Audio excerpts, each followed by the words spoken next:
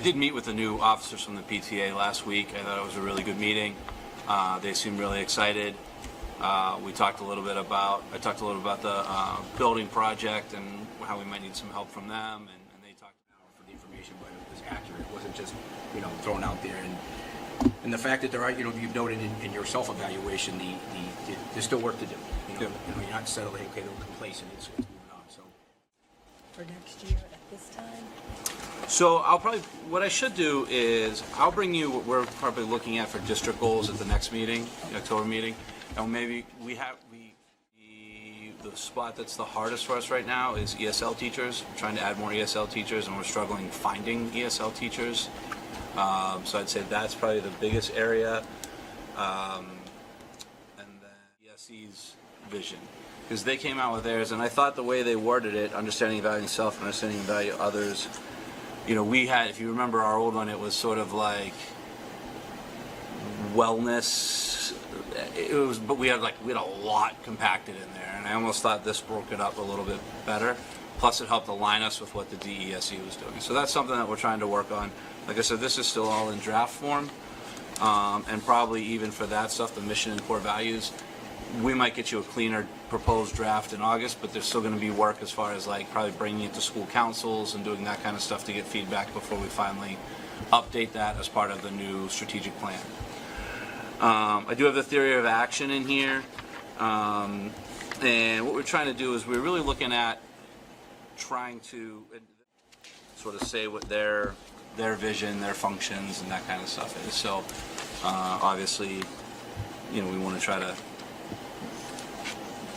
make sure that our vision at least feeds into their vision, right? It doesn't have to be the exact same, but it needs to be similar.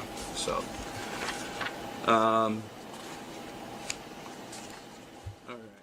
You can get what you want, hopefully. So that's the route we're proceeding with. Where we are right now is actually on August 2nd.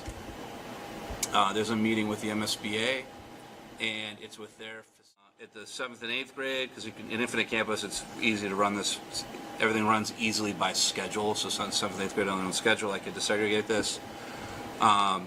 20 staff members reported a total of 73 students, a total of 139 times, which means about over a quarter of the 7th and 8th grade students were written up. I think there was some discrepancies in how we were deciding what was a violation and handling violations within the classroom.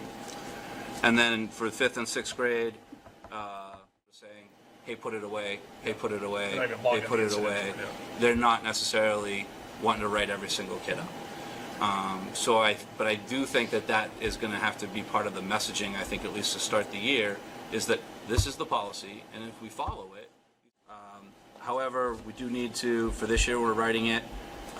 Last year, there were some IAs that we were able to put in what was called a ARP IDEA grant, which was the American Rescue Plan IDEA, which was basically COVID money, right? That grant is now done, so we're trying to see how in FY22 it was 367, then it dropped down to 323 last year. I think part of that was in general Title I funding went down last year. Finally, the last thing on here, student activity account transfers. So this is sort of a late add, but we wanted to get there. So the